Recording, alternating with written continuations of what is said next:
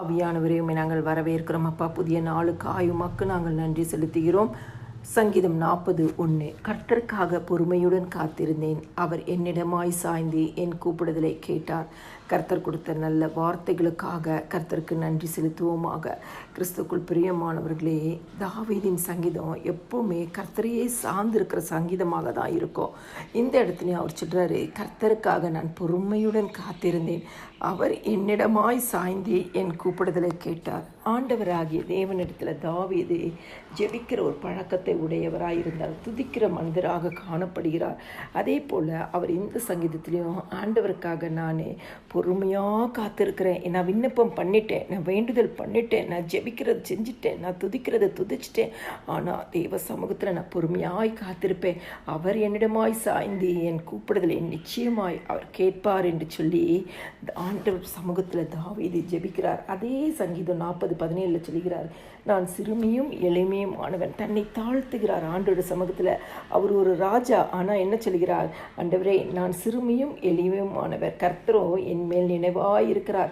இந்த இடத்துல அவர் சொல்கிறார், கர்த்தருடைய என்னிடமாய் சாய்ந்து என் கூப்பிடுதலை கேட்டார் என்று சொன்னார். தாவீது அதை அறிந்திருக்கிறார், ஆண்டவர் பதில் தருவார். அதனால தான் இந்த இடத்துல அவர் சொல்கிறார், கர்த்தரோ என் மேல் நினைவாய் இருக்கிறார், தேவரீர் என் துணையும் என்னை விடுவிக்கிறோருமாய் இருக்கிறீர், என் தேவனே தாமதியாதையும்.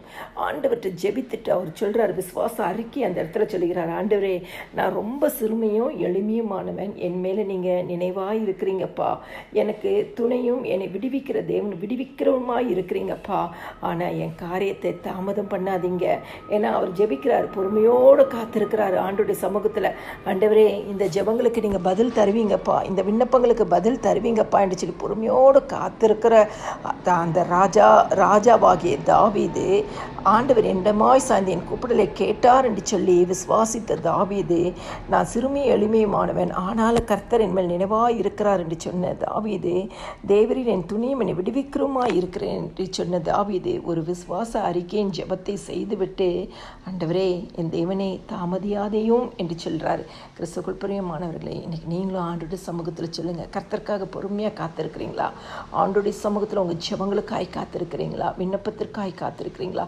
தேவ சமூகத்தில் எப்பொழுதும் முறுமுறுக்காதபடிக்கு ஆண்டோடைய சமூகத்தில் சொல்லுங்கள், நான் சிறுமியும் எளிமையும் ஆனவன், ஆண்டவரே, நீங்கள் என் மேல் நினைவாக இருக்கிறீங்க, இந்த சூழ்நிலையில் எனக்கு ஒரு விடுதலை தருவீங்க, எனக்கு தெரியும் ஏசப்பா, நான் எல்லாம் ஜெபிச்சிட்டேன், என் ஜெபத்துக்கு தாமதம் பண்ணாதீங்கப்பா, இன்னைக்கு எனக்கு ஒரு பதிலை தந்துருங்க என்று சொல்லி நீங்கள் தேவ சமூகத்தில் ஜெபிங்க. இன்னைக்கு அற்புதத்தை பார்ப்பீர்கள். எல்லா துதியும் கனமும் மகிமையும் சோத்திரமும் என் ஆண்டவராகிய இயேசு கிறிஸ்து ஒருவருக்கே செலுத்துகிறேன். ஆமென்.